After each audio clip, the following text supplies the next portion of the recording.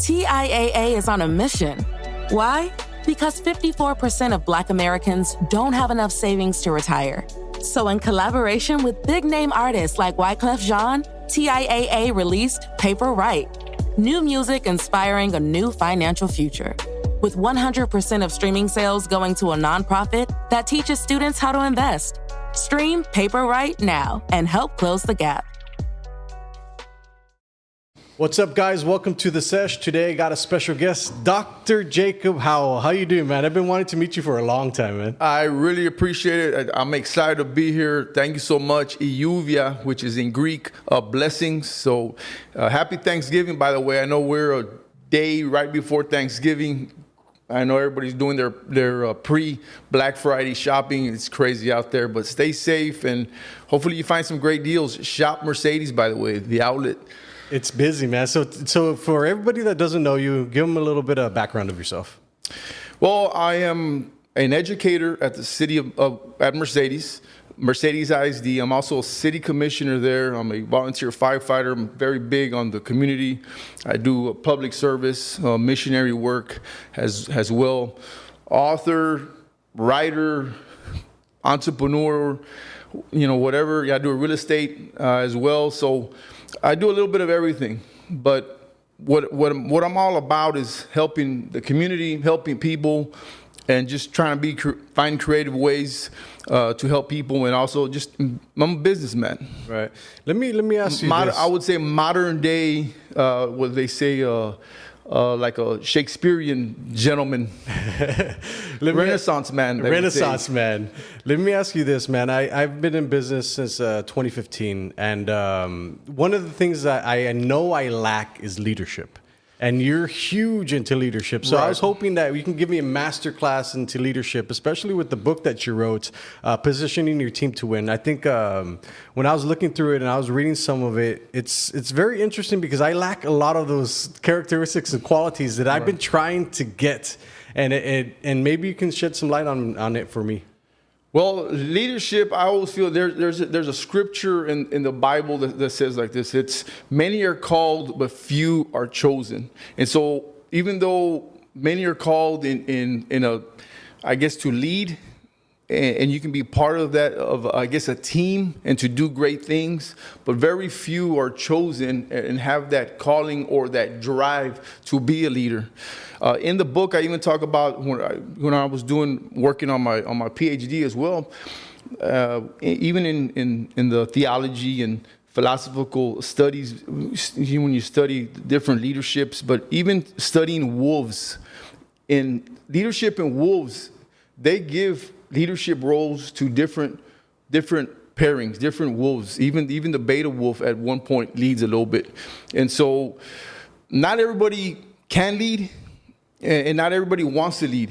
It takes a special individual to lead, but don't be afraid to lead. And you can still be part of that leading team, right? And so that's why I'm big on team, because I feel that you can do well and do more as a team, just like in any sport, being a coach there as well, being part of the St. Louis Cardinals organization, being part of a Big 12 championship at the University of Texas, being on their strength staff and academic mentoring staff as well. We're big on team. Mm-hmm. And so, but if you can learn in general what leadership's about, that's great. And there's all kinds of books on leadership, and there's different styles of leadership as well. And so you gotta figure out, okay, what fits you or what you like best. I would even venture to say that in the Rio Grande Valley, there's a different style of leadership. Can you kind of touch on that, where it's the Rio Grande Valley versus like the upper Texas and then the nation? Right. So I would say here, leadership, I think it's more, and like I said, it's different, like you're saying. Some are a little bit more conventional leadership, and then there's more where it's a little more advanced. And I feel sometimes there's more of a dictator type leadership. And I feel here in the Valley, somewhat, not everybody. And I don't want to be, I would say, knock down anybody down. It's sometimes, but I do see that a lot, where it's either my way or the highway. If you don't like what we're doing, you can step away, or it's this is the way we're going to do it. And there's a lot of stubbornness, and I feel you got to get innovative. And that's why I'm big on innovation. I'm big on technology. I'm big on just catching up on the newest and best trends and what works best for you. There's okay to have conventional ways, but it's like an old wagon wheel or whatever. They always say that, the old phrase, don't you can't invent the wheel. Yeah. Right? Why invent the wheel? Why reinvent it? Why reinvent it? Mm-hmm. But I'm not driving around in a wooden wheel. Are you? No. What's now? They got rubber. They've innovated the tires. There's so different trends of the tires. So innovation is good. Same thing with leadership. Same thing with knowledge. Same thing with education. Find what works best. What are the newer, best ways to work as a team, to be a better leader? What works? Yeah. And I feel in other areas of upstate or even out of state, that's what you'll see. You'll see a lot of working together, teamwork, and even kind of having those conversations, those deep conversations of what works best, what's going on. And in the book, I talk about what the SWOT method: strength, weaknesses, opportunities, and threat. There's nothing wrong, and Apple uses it. Tesla uses it. Nike uses it.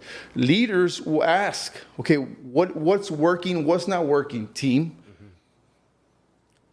It's a very interesting thing, man, because I feel like for me specifically, my style, and it could be wrong, but it's helped me progress. Is like I like the way I do things, right? I do things very efficiently. It took me a long time to figure those things out. And when I try to train someone, they have their own way of doing it. So I sometimes get frustrated. It's like, no, I want it this way. I want it this way. Is that a bad thing? That's not necessarily a bad thing. It's if that's your way of doing things, it may work for you, it may not. But there's nothing wrong with maybe trying out or picking other people's minds. And kind of like a lot of times what you do here in this podcast, you've spoken to a lot of leaders, a lot of great individuals. I see the podcast online and on social media, and you bring a lot of great speakers. I feel you can learn from those great speakers as well. I mean, that itself is a knowledge base. That's a resource base itself. So even talking to individuals, they have, and position your team to win is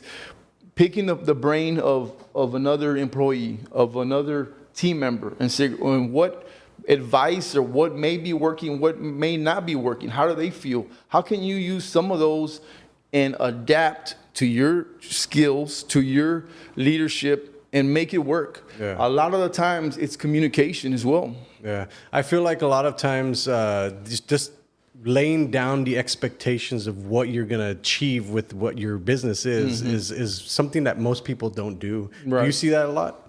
Not so much. I mean, like I said, everybody has their own style, and I totally respect that. But I feel like there's nothing wrong with trying different things or researching and getting educated on what true leadership is about. And true leadership is helping everybody succeed as a team. Yeah. So I'm big on team. Than yourself. Even in real estate, I work with another individual, even another team, and even though I might split my sales with another gentleman or so, but we get more as a team going out there and catching more fish with a bigger net than I would just catching a fish or two. Yeah. And it was the same concept. Yeah. Let me ask you this. What are the key, I guess, characteristics that a leader needs to have? Well, I would say first you need to know, you find yourself. You got to know what methods, what type of leadership are you all about. The second thing is you got to have discipline. Discipline in yourself, discipline in what you're doing, because it's like they say, lead by example. Right. And if you ain't leading by example, if you want other people to do what you want to do, but you're not doing it yourself. Same thing with fitness, right? You're big on fitness. I'm big on fitness. If I was not doing things right, eating all kinds of crazy food, maybe not looking like a fitness person, but yet I'm over here trying to tell somebody how to do fitness stuff and a healthy lifestyle. They wouldn't take you seriously. They're not going to take the same thing. Yeah. If somebody is not successful in a business and they can't even keep their house or business in order, how in the world are you going to tell someone how to run a business. Right. How are you going to tell someone the X's and O's on how to run their business and economics of the way they do their finances and so out? It's not going to work. You got to lead by example. So you got to believe in yourself. You got to look at yourself. What's your beliefs? And you got to lead by example. Yeah. And I would even go as far as to say that for me, for example, when I'm doing like my digital marketing campaigns and advertising campaigns, it doesn't work for everybody, but for the ones it works for, it works really well. And I found that I can't tell everybody like, this is going to work for you. This is going to work for you. Because at one point I was giving a guarantee to everybody. And then I found out really fast that sometimes it just doesn't work for some people. Right. It's about adaptation as well. It's failure and success. And of course, we've been talked about. We're both big on SpaceX, absolutely, innovation, and even like again, marketing and pushing the book here as well. I talk about SpaceX in the book, and that's what blowing up rockets to me is about. As other people may criticize blowing up rockets, in the book I talk about how blowing up rockets, watching those rockets go up, just recently getting blown up as well. Here, if y'all saw that one, it's one step closer to success. And same thing with business. It's Henry Ford, for example, Einstein, Edison. How many light bulbs did the guy blow up? It took him over 100,000 times to get the right thing. Same thing. It may or may not work. It's trial and error. But every time a rocket gets blown up, every time there is a negative balance or something on your spreadsheet in business or something, okay, what can you learn from it? How can we improve? Don't take it as a loss. Same thing with football. When you lose in those scrimmages, you scrimmage in the game, what do? You regroup, you learn, you watch film, and you get what works for you, what worked, what didn't work, and you make a new game plan. Same thing with business. There's not a simple or straight method to it. It's about adaptation. Yeah. And that's the great thing about it. What works for you may not work for someone else, but what we can do is take, as a team, as other individuals, is, okay, what worked with this guy? Take notes. What worked with this guy? We can take pieces. Yeah. I've heard one gentleman say one time, is the best thing that I can tell you, Jake, is to be successful is be a great thief. I said, great thief? What are you talking about? I ain't gonna steal nothing. He said, take and steal ideas from everybody you can, listen to them, and write them down. And because get their knowledge and make it a little bit of your own, and add up your inventory. And he was right.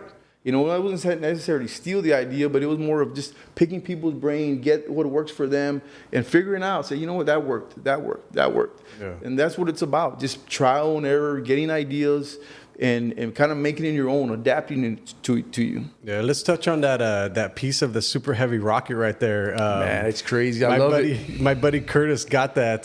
So this, like, you're about to burn this. Yeah, I'm about to burn it. Look at that. It's like, it does nothing. So this was on the super heavy rocket, and I think you touch on that perfectly because when it blew up, I was looking at social media and everybody was like, wow, they're stupid. They're dumb. I was like, well, you don't get it. Like, they have to figure it out.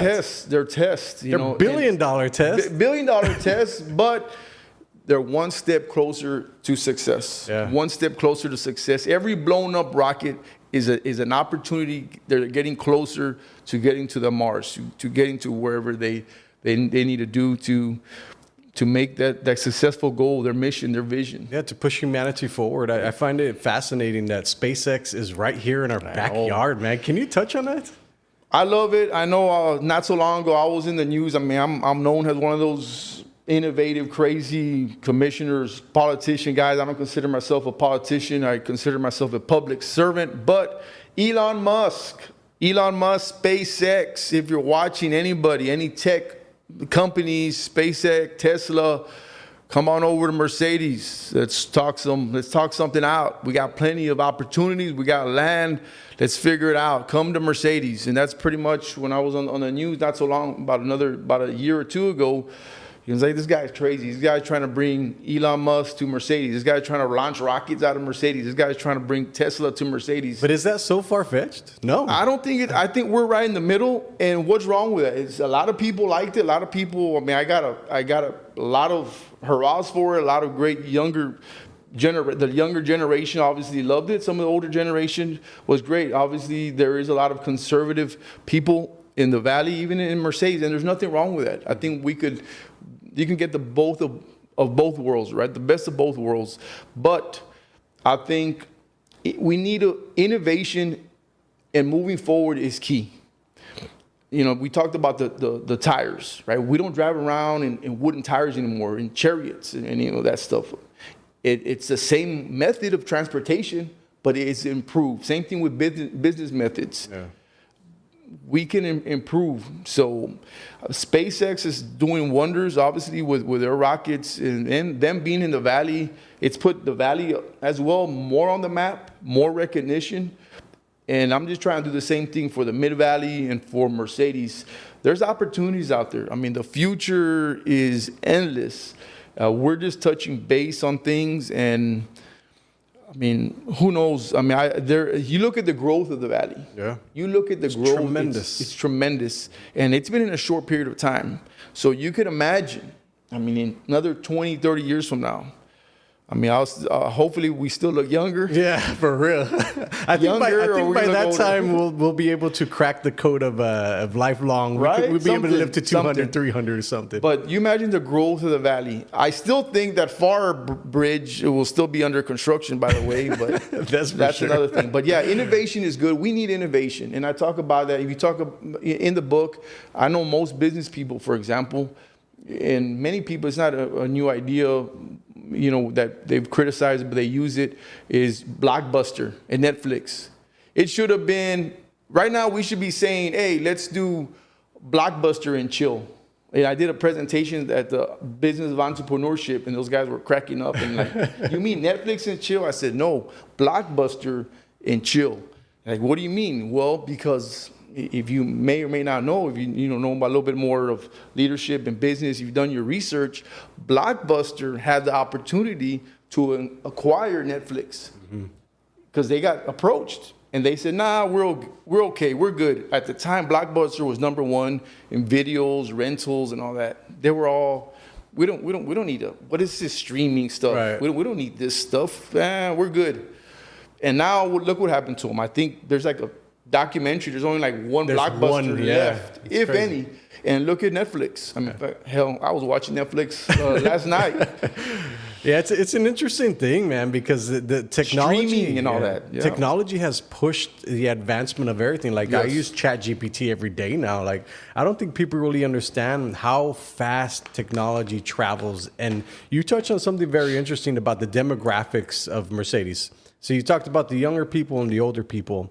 What are the mentality? I'm interested in this. What is the mentality of the younger crowd?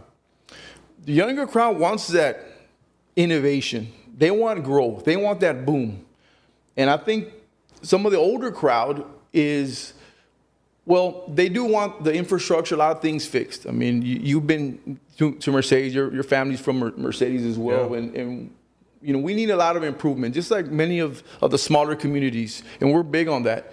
But my whole thing is this: the bigger businesses that we bring in, the more revenues we bring in, those revenues will go into fixing and improving your infrastructure. We can still have that, I would say, the conservative neighborhoods and areas. I mean, you go to McAllen, there's still areas tons, of conservative neighborhoods. Mm-hmm. Same thing in Mercedes. We can do that. But the newer generation, they want that innovation. They want the boom. They want all that stuff. The older ones are a little bit timid. Yeah. They're a little bit scared. They're afraid of losing our local businesses. They're afraid of the growth. What's going to happen? Are they going to come knock down our neighborhoods and stuff?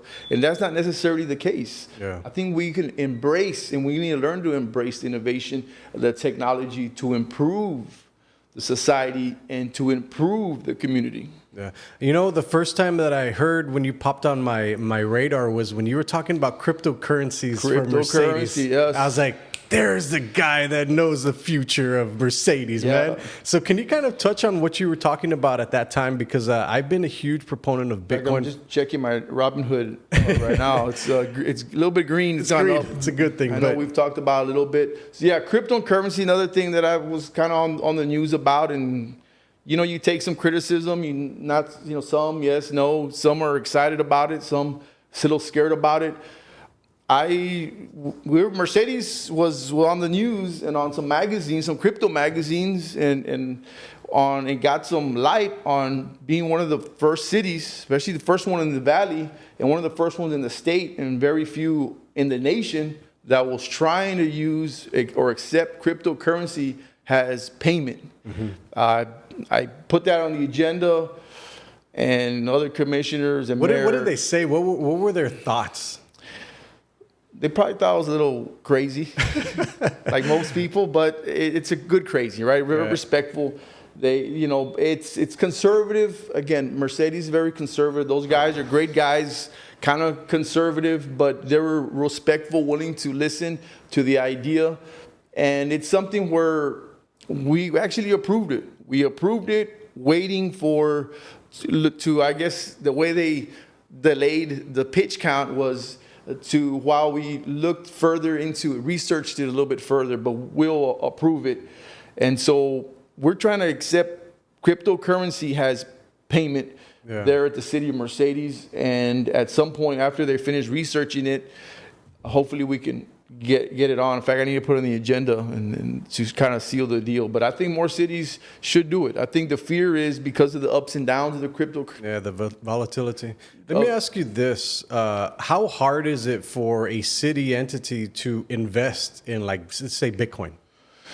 It's almost illegal. Really? It's almost illegal because it's not your money. It is the taxpayers' money. And that's something which I looked into, and I totally understand. I wouldn't want to risk other people's money in that because of like you're saying, the ups and downs, the way the market is. But accepting it is different. So let's just say I came in with my crypto wallet or whatever, and I wanted to pay my light bill. Okay, I would just go ahead and transfer that to a third party. Let's just say BitPay. Transferred over to BitPay. Let's say Mercedes, we hosted. That was the server. We had a BitPay account, and all they would do is I would pay BitPay my light bill of let's just say $200, and then BitPay would turn around, pay the city of Mercedes into cash, USD. It just converts $200, right? And I think the worrisome or the issue was, okay, well, what if we accepted your $200 a day, but then tomorrow it's $150 or $100. And no, that's not the way it works. We already did the transaction at the time of the trend, at the time of the market. It was $200 and it already sealed. Yeah. Right. Yeah, it's an interesting thing because I was thinking about back in 2014 when McAllen overpaid $1.1 million for the holiday parade. And I did an assessment. I was like, if they had invested in 2014, at the time, Bitcoin was $350. If they had invested the $1.1 million today, in today's 2023, it would be worth $116 million. Yes. So that's what I was asking about. How can a city entity invest in it? They would just have to put it, I guess, to vote with your public, and they can vote on it. Say, you know what, public, this is what we're thinking of doing. And there would have to be like a special item, a special poll, a special, I guess, election, and it would be on the ballot if that's what somebody wanted to. So it would have to be the general consensus of the community. Yes, and they're unlikely to approve it because they just don't have education or information. But I think there's possibly maybe other ways. Don't get me wrong. Of course, legally, we want to do everything legally and ethically, and that's what I'm big on that as well. So. But I think investing into the community, investing into businesses, investing into the future of your town is critical. And that's what I think every public official and person that's invested into their community should be doing, is thinking ahead. How can we invest and make our city better? What can we do, not now, but do something now for 5, 10, 20 years from now for our future. Yeah, because I mean, Mercedes is going to be around for a long time. So Come to Mercedes. Shop Mercedes, by the way. Absolutely. It's interesting, too, because I did a research on... So McAllen has a $661 million budget for 2023 to 2024. If they were to invest 1% into Bitcoin today, the astronomical... So if they were to invest 1%, it would be $6.1 million. Okay. Over the next 1 to 2 years, that can appreciate if Bitcoin goes up to 150,000 to even 100,000 or 50,000, because it's at 37 right now. So that's why I'm super interested in how a city can invest in it, but the right way. And the right way. Yeah. And I would think it would take some financial analysis, some financial experts, which most cities hire to help with the But they would budget just to shoot do- that to down do it. because of the volatility, right? Probably, but I'm sure there's some type of there's some type of way, right? Another way besides the ballot that maybe it can be done. You know, Yeah. things change all the time, but on the lap side of it, you got to think, okay, as a community member, think, well, I'm going to invest some of this money, and are they just going to throw it away? Yeah. Is it going to go down? I mean, they're going to be worried. They're going to be worried. But I mean, let's be honest. I mean, there's some cities that have made some horrible, and I'm going to be straight honest with you, some horrible investments. Yeah. And even there's a lot of dirty politicians as well out there as well. Yeah. Not all of them are bad, but there's been some. Maybe because those very few, and there's some out there, they've given everyone else almost a bad name, and we're always under a microscope as well. Let me preface this by saying, never take investment advice from me specifically, because I am the person that, with my business partner back in 2020, when we were investing heavily in NFTs, and we bought digital land, we bought a ton of NFTs. NFTs have kind of and they're going up again a little bit. Yeah, they're starting to go up, but we spent he spent $27,000 on NFTs with the guidance of me, right? Mm-hmm. And if we had put that into Bitcoin today, it would have been worth $239,000. So, yeah, sorry, Rob. But that's the thing. That's the volatility. If you're willing to risk, you get big returns, and if you don't, well, then that's just how it is. Look, I'm big on risks as well, and I think it takes some risks as well, right? I don't like to risk other people's monies. Don't get me wrong, but I think as a whole, there needs to be some type of risk involved. You know, I always tell, even during my election, if you want a guy that's going to swing for home runs, I'm your guy. Babe Ruth, great example. I'm big on sports. Obviously, I'm a coach, and Babe Ruth, number one, for a while he was the number one guy, strikeout king, number one. But the positive side of it is what he was the home run king. He took so many swings, missed. No one really talks too much about that. They talk about his home runs. He took a lot of risks. In order to hit those home runs, you're going to have to take those big swings sometimes. So I think even in business, but I think now you got to make it be smarter. You got to be calculated. They got to be calculated risks. Yeah. Calculated. And I think a lot of these big businesses, that's what they do as well. You got to be smart about it. Yeah. If you really think about it, like over the long term, there's not that many great businesses. Like if you go over 100 years, there's probably like 4 businesses that have lasted that long. So it's about adapting technology.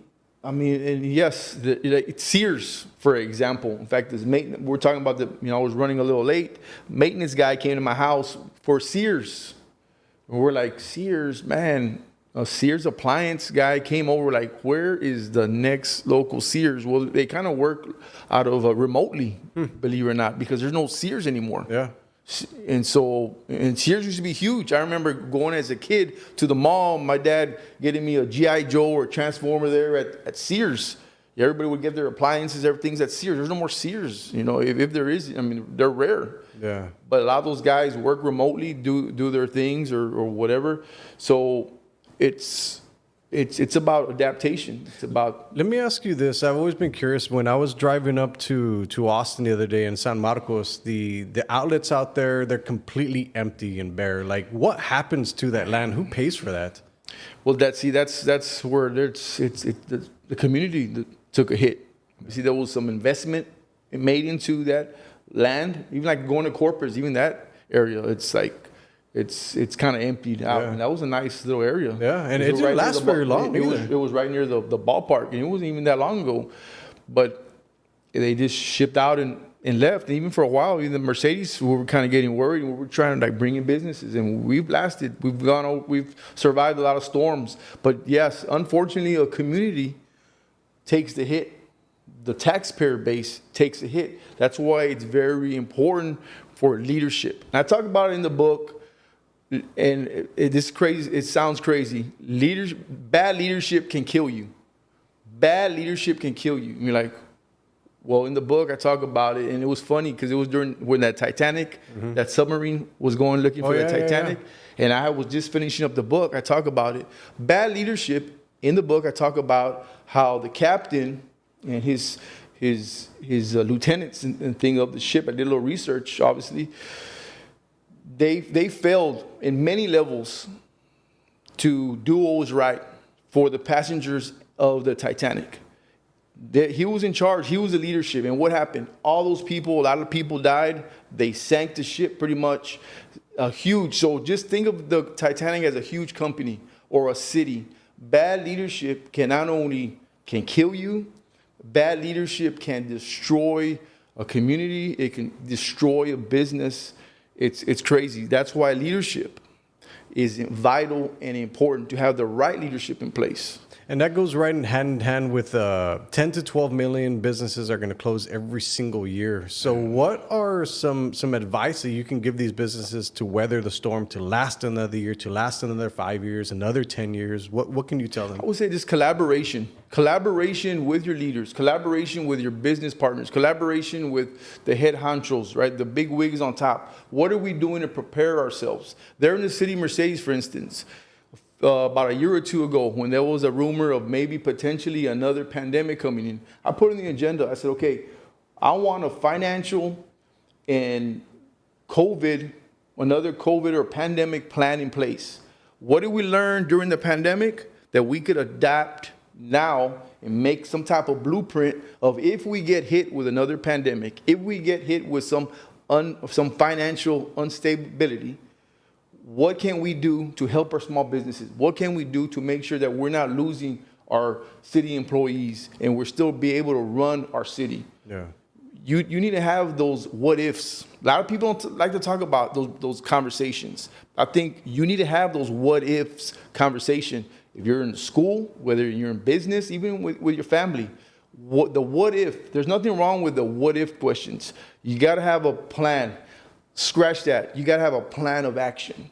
What's going to be your business plan? What's going to be your plan of action to be successful what if there's another pandemic? What if we get in some financial issues? What if things ain't going good? Same thing. And it starts with leadership. Make sure you have the right leadership and a collaboration and those talks in place and a business plan in place to be successful. Be able to adapt. Be able to use innovation. And that's what it's about. You got to have those conversations, that teamwork. Everybody has to be involved, just like that pack of wolves. Yeah. They hunt together, they eat together. Same thing with a business. Yes, they have leaders, but you got to work as a team. Yeah. And we're either going to go down sinking like the Titanic as a team, or we're going to sail that ship away. Yeah. Let me ask you this. I feel like nowadays it's very hard to find mentors, and if they even exist. Do you feel the same, or? I do. I think there's very few positive, good mentors nowadays. And I think having a mentor is important. I think finding the right guys is important, or girl. Right? I mean, not to be sexist or anything, because there's a lot of course, females, business, strong-minded females that know, very smart, that know what the heck they're doing, and very successful. Nothing wrong with picking their brain, and a lot of them, many of them, can outwit men. Don't get me wrong. I mean, there's a lot of great females that are nowadays taking great leadership roles where years past, because they were a female, they were overlooked. So there's a lot of great, smart females out there, and great. God bless them, continue to bless them in their minds.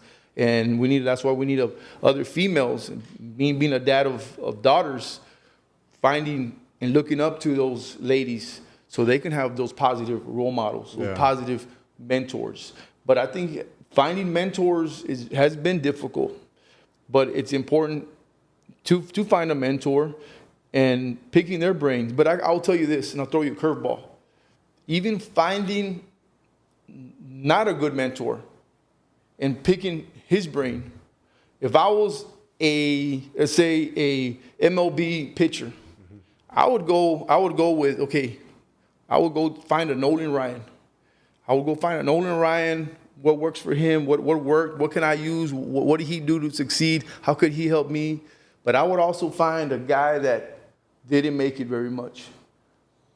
Was getting hit off almost every other pitch. Yeah. Probably was in the majors maybe 5 days, 10 days. What didn't work? Because I feel like you can learn again from the negative guys. Yeah, you're right. Because where I work out, shout out to Mike at BDA. He trains Aaron Nixon, which plays for the Yankees. Oh yeah, yes. Young kid, 21-year-old, and I get to work out next to him, man. UT guy. I get to work out next to him. I admire his work ethic, man. This guy is a beast. Yeah. And I'm in there complaining about lifting heavy weights, and this guy's just doing it, boom, no matter what. Every single day, he was calling Mike when he was in, I think, just coming back from the holidays. He's like, hey, Mike, you're going to be at the gym. I want to train. He's like, yeah, when are you going to get here? He's like, I'll get here later today. Can we train today? Yeah. That's the mentality that I saw. I was like, wow.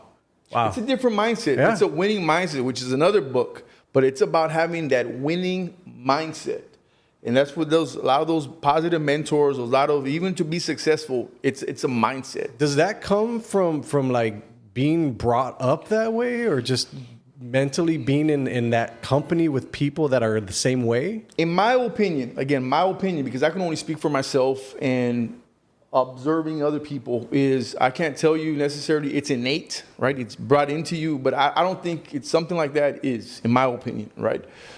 I feel something like that is learned upon, right? You don't, I'm going to say you're born a winner. We're all kind of born a winners in a way. We think about the miracle of conception, but I just feel like you learn and you adapt, and that winning mindset has to come from a drive, from a will. Yeah. And if you don't have that drive and that will to be successful and to be able to take those hits, those bad days, because there's not every day you're going to feel good in any sport, in business, no matter what. But that consistency, you've talked about in some of those podcasts, of being consistent.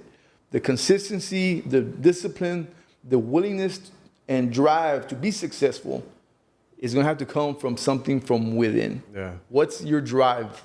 What is your drive? And you're going to have to ask yourself that.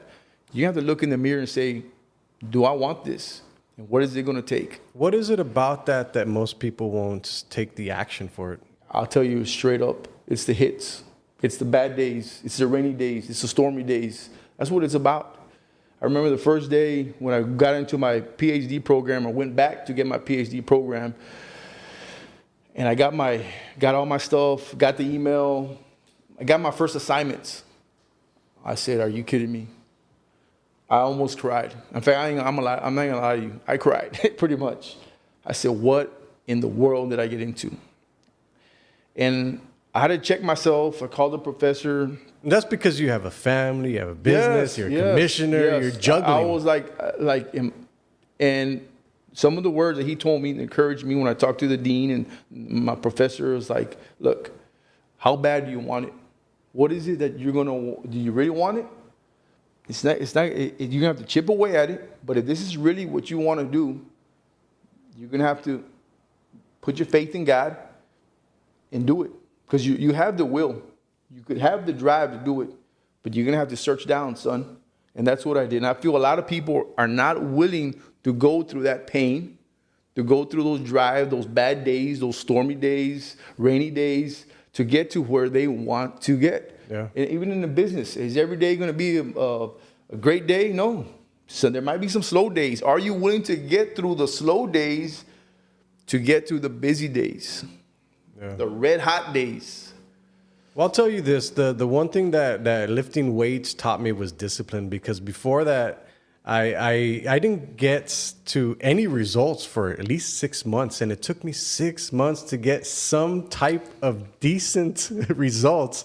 And I was like, oh, this is what it's about. So I figured, like, 2 to 3 years down the line, if I just keep showing up and not ever stopping, I'll get the body that I have in my head. Right. So, and it's funny that you talk about that, and interesting because what's coming up, holidays, and then the new year. I was a personal trainer, strength coach for many years, kind of still, of course, take care of myself as the best that I can and give it advice and some consultation on that. But I'll tell you this, as a secret, as a personal trainer, as a business personal training consultant that would do as well, is the New Year resolution. It's huge for gyms, huge for people. That's one of the biggest money makers. Well, I'll tell you the secret is, a lot of those businesses, why do you think they have those $10 deals, the no fees, and all that? Hook them in. Why? Because they know. The research shows, and it's been done by Stanford research. Stanford, which is great. Stanford did a study on it. And I remember talking about this one time to somebody, is they know that, well, I'll tell you this real quick. It takes about 4 weeks, 3 to 4 weeks to finally get hypertrophy, to finally start seeing some growth. Right? If you know about the muscle cells, the growth. And if you're obese like I was, you don't even see that. Right. you don't see it automatically, but internally, it starts adjusting. It takes 3 to 4 weeks, sometimes even 5 weeks. Well, they have all these deals, but guess what? That's when most people, the majority of people quit. They quit right before you're going to start seeing results. Right before the tide starts to change, what happens? You quit. And they counting on that because they give you all these great deals. They know that in 3 or 4 weeks, all these people that just came in for the New Year's resolution, they're going to be out the door. And because that they know they're not revenue willing. keeps coming in. Right. They taking your money, and that's it. Because they know you're not willing to put in the work. They know you don't have the self-discipline and drive to do it. Now, are they hoping you are? Yes. But they know that research and data shows. They're not dumb. They go by the research. They go by data analysis. And they know that, look, we're going to get flooded with people, but isn't a clear out. Because you imagine all the gyms with all these great deals and all that coming in. Nobody fits all at once in the gym. Right. There's no way. But the revenues and their spreadsheets show otherwise. Of course, you're still paying your memberships. You're hooked up with contracts and all this other stuff. Yeah. And that's where I found the accountability aspect of having a trainer is invaluable because he keeps you accountable. And if you don't learn how to be accountable for yourself, then you really need someone to keep you accountable. Right. And now that you're talking about accountability, there's a chapter in the book. And again, am I trying to pitch the book? Yes. Please do, man. I'm trying to pitch the book right here. Position your team to win. But in the book, one of my favorites is on chapter 8. And on chapter 8, I talk about Michael Jordan. Everybody knows the GOAT. Yeah. Michael Jordan. He made people around him better. Tom Brady, what do those guys do? He goes to Tampa. He's in New England, win championships. He goes to Tampa, win a championship. Those guys make people better. Well, in Game 6 of the NBA Finals in 1997, he had the game against the Utah Jazz. I remember seeing that game with my dad. God, great man. God rest his soul in peace. But sitting outside barbecuing, we had the TV outside. Michael Jordan had the game winner shot against the Utah Jazz. What does he do? He passes it over to unknown at the time, Steve Kerr. Steve Kerr. Who had heard of Steve Kerr? Steve Kerr takes the game-winning shot, wins the game, locks it in. Bulls win another championship. Did he trust Steve Kerr? Yeah. If he didn't trust Steve Kerr, if he would have not held Steve Kerr accountable in practice, in all the other games that they played, behind the scenes, he would not have passed it to Steve Kerr. Not only was Steve Kerr trusted to take the game-winning shot by Michael Jordan, but I'm sure he was going to be accountable whether he missed it, that shot, or made the shot.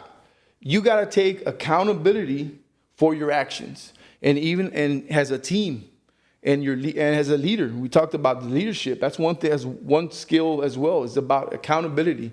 I think a lot of times we're not accountable for what we do. We're not accountable for our team. We're not accountable for our business, and that needs to change. The successful businesses, the successful people held not only themselves to a higher standards of accountability, but they hold other people accountable for their actions. Yeah. And it's about trust and accountability. Yeah. Let me ask you this before we finish off the podcast. I believe in health, wealth, success, happiness, but I never understood purpose. Like, I didn't find purpose until like the past 3 years, and people ask me like, how did you find your purpose? Let me ask you first, how do people find purpose?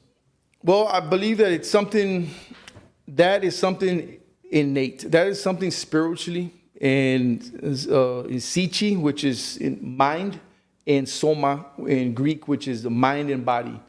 And that's something that you're going to have to ask yourself. That's something spiritually that you're going to have to ask yourself, something that you're going to have to find your purpose. I feel being big on having the PhD in leadership, in theology, and in philosophy is something that I realized that I had a dream. My father came to me in a dream, and seek and you shall find. I think everybody at some point in your life has a purpose, but you have to find your purpose. You have to find your drive. And I can't tell you what your purpose is. You have to go on your little personal journey. Mm-hmm. And in life, however you may find it, and seek and find your purpose. Find your drive. What makes you happy? But is it something that is just happiness, going to the clubs, dancing? Or is it happiness and you have a purpose and a drive to make your community better, to make businesses better, to make your family better, to do something? I feel everybody has a drive and a purpose. I feel like we're not just put on here for a waste, because I talk about the miracle of conception, but that's something you're going to have to go on your own personal spiritual journey and find. Yeah, and that's what I did, because for a long time, and I have a family, I have a business, I do relatively well, but I lacked purpose. So one day I just decided, you know what? This is going to be my purpose, and I'm going to stick my stake in the ground. This is what I'm going to do for the rest of my life, and it's to have a positive impact on the people that are around me, many people as possible. And that's the key. That's exactly what you're saying. But is that a wrong way to think? Because I just decided, you know what? I don't know my purpose. I'm not getting any feedback from let's say God or whatever, right? Because I'm a huge believer in God. I talk to him every single day out loud, and I don't get the like, this is what you need to do. But mm-hmm. I just decided that this is what I'm going to do with my life. I strongly feel he'll speak to you in different ways. And I feel if you have that feeling, and if you have that feeling, and you'll know this is what I'm trying to do. And if it's making a positive impact, and that's just, same here. I feel like my purpose is to help make somehow, some way, positive impact on people, positive impact with people around me, positioning people to win, and not just myself. And I think that's what you're doing with this podcast. We're communicating with different streams of whoever's listening to it, whether different social media or on the internet or whatever it may be, is having that positive impact on people. But you got to go through that self journey. But I think you'll know. Yeah. You got to know. Yeah, I remember many, many times looking at myself in the mirror and looking at myself deep, and I was like, dude, you're a piece of shit, man. Change it. And I think a lot of people won't have that real conversation with themselves. It's about having that conversation. And we talked about that accountability. We talk about looking yourself in the mirror and saying, what is it you want? Are you willing to go through the bad days? Are you willing to go through the mud, the storms to get to where you want to be? But even before you say that question, you got to know, where are you going? What is it you want to do? What is it do you want to do? What goal? What's your vision? The power of goals. Touch on that, because I think a lot of people don't get that. If you don't have a goal, you don't have a vision, think of it like this. If we're to go drive out to, let's just say we're going to some place in Nebraska. Miami. We're going to go to Miami. Without a roadmap, I think both of us would get lost. Yeah. You need a map, a road map of where you're going. And I think that's what a goal and a vision is. It's a map to where that lays out to where you go. But at the same note, does it change? Yeah. If we go around the expressway, there's a detour. There's a couple of detours. There's a couple of exits that we're going to miss because we're going to have to change. That's called adaptation. We're going to have to adapt our map sometimes. But what stays the same? The vision and the goal. We're still scheduled and planning to go to Miami, but we might have to go a different route. Yeah. I think same thing with your success in life. The same with your life is you're going to say, this is what I want to do. This is what I want to become. But it might take a little longer. I might have to go this route or go around this and bypass this. But the destination and goal is still the same. It's just our adaptation has changed. Being Dr. Howell wasn't a 1 year, wasn't a 5 year, whatever process. It was almost 45 years in the making. You are always creating and writing your own story. It's going to take you, and we're continuing to write our story. Mm-hmm. So Joshua Moroles, now, you're still writing your story. Whatever business is going on, they're still writing their story. And so, but the person that you are today is taken. It didn't happen in a year. Right. It's been a changing of little things here and there in your life that you adapted and say, you know what? And now you are the person today because of all those mishaps or good things or bad things. Same thing with me. You know, bad days, good days made me the person that I am today. Yeah, I almost feel like when you have a strong stance on something and your ideas that you're completely misunderstood a lot of the times. That's just how it is. I say that as a positive thing, though. I think if you think about all the great ones, right? I'm not trying to say I'm great, but if you think about all the great ones, they were all misunderstood. They were all kind of ahead of their time a little bit, and people didn't get them the right way, confused a little bit of their ideas. But all the great ones are misunderstood a little bit. And I think that's a positive thing. It's like, hey, you know what? That's a positive thing. Let me ask you this before we finish off the podcast. What's the future of the Rio Grande Valley look like? Man, I'm excited. I think any community member, anybody that's into economic development, shop Mercedes, by the way. Go to Mercedes, Elon Musk, SpaceX, Tesla. Come visit Mercedes. Call us up. Let's work something out. Any tech, Apple, Google, Mercedes. But I think everybody's excited about the valley. It's growing so much, and we're seeing it. Yeah. And there's still room here. And what we're seeing, being in the real estate sector, is this is what we're seeing. Prices are crazy. Prices are crazy anywhere else. People are leaving California, going to Austin. Prices are crazy in Austin and San Antonio. And guess why a lot of the businesses, and I'll tell you a little bit of the secret, why are a lot of these businesses coming to the valley? Why are you seeing more Starbucks? Why are you seeing more Dutch Brothers? Why are you seeing more steakhouses and restaurants here? Why? Because land here is still pretty affordable. There's room. Yeah. There's room, and it's still pretty affordable. You can buy a nice home here, a good-sized home here, for half the price than if we're to go to Austin, San Antonio, Dallas area, Houston area. Are you kidding me? I mean, that's like an apartment cost. Yeah. It's crazy. I mean, it's crazy. Mm-hmm. There's the future of the valley with the right leadership in place and the right goals and vision, the people directing our the valley in economic development, it's gonna boom. I mean, the valley is gonna grow. Yeah, it's exciting times. Yeah, my buddy William Esquivel was telling me that about 30% of the buyers in the Rio Grande Valley are from out of state. That's 30%. That's a lot. My neighbor, my neighbor just came from San Francisco. He moved in from San Francisco. Like, wow. Interesting. Yeah. Older gentleman, San Francisco. So. Wow. Yeah. Well, let's finish all the podcast and let everybody know where they can get your book, man. So, the book, Positioning Your Team to Win, is available worldwide. It's available on Apple. It's available on Amazon. I believe Goodreads just picked it up as well. We're trying to get it into Walmart, also Barnes & Noble. It's available online on Barnes & Noble. Trying to also here soon. You could order it on the store, or if there's enough, trying to get it like in the store. Hopefully they should put it in the store as well. But it's available, Barnes & Nobles, Amazon, worldwide, Goodreads, you name it. Order it online, pick it up. It's a great read. I think you'll love it. I just finished it off with the Negotiations Bible. If you're into sales, if you're into negotiations, even with yourself, the Negotiations Bible is available as well. This is actually my 6th book, and I think you'll love all of them. But this is my most recent one, and let me know. Leave a comment. Leave something, suggestion, how we can improve, how we can make it better. That's what it's all about.